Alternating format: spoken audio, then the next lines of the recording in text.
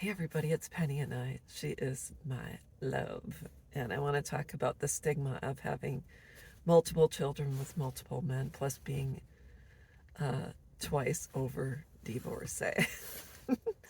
And it's a stigma. I remember even having my daughters after being married for a certain amount of time. I'd meet guys and they'd say, well, your daughters have the same fathers. And I would say, well, what difference does that make? I'm not asking you to marry me and be a dad or pay child support. Really? So, anyways, long story short, I was in the military. I was in love with a guy, first initial E. He was a pilot. I was a medic. He went off on a flight mission to Honduras. Um, I was on the phone with him in the barracks, told him I loved him. I thought he laughed. I took it as a rejection. I ended up getting engaged very quickly to a guy with the first initial J. Um, and we were going to move on with our lives. And then I was raped by Jay's best friend, Kay, um, and subsequently found out. I decided not to talk about it, and move on from it, deal with it later. Found out that E, the pilot, was coming back from Honduras. I told Jay, despite the fact we were engaged, I had to see E in order to find out if I was still in love with him, because I couldn't proceed in a relationship with him and marry him if I was still in love with someone else. So within a week period, I ended up sleeping with both guys. Um, he told me that he was going to get married to the girl back home and that he wasn't ready for a relationship. And so I went back to Jay, was raped, like I said, by his best friend Kay. And I just told Jay, I said, I can't proceed in a relationship because I still do love Eve. And so moved on. Within a couple of months, I find out I'm pregnant. And E now is back and doing another flight mission. I was with Jay, who is now engaged and with another woman, but yet we went to the hospital together and got the results, talked to the doctor, and the doctor said the timeline I got pregnant was around this date. So Jay and I thought that E was the father, and so Jay was free to continue his engagement and subsequent marriage with Kay. Um, I didn't know what I was going to do. I was an unwed single woman serving in the military.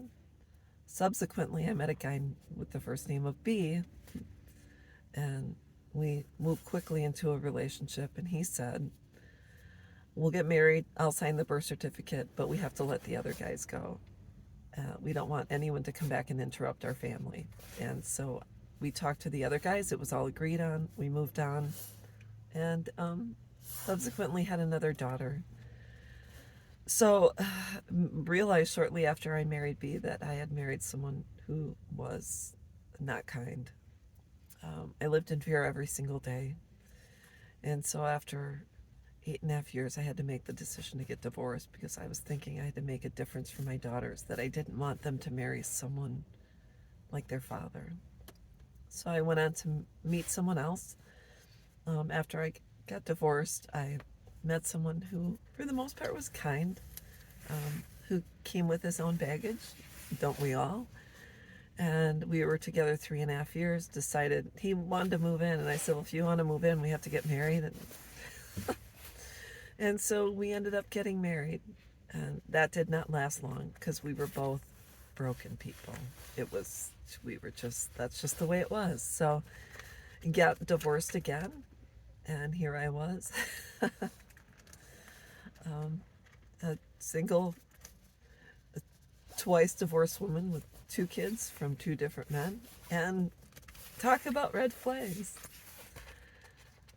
And I, I, I lived in shame because during my first marriage, my then husband said, you are used up, you're a whore, you're a bitch, you're a slut, nobody's gonna want you, you are garbage, you're trash.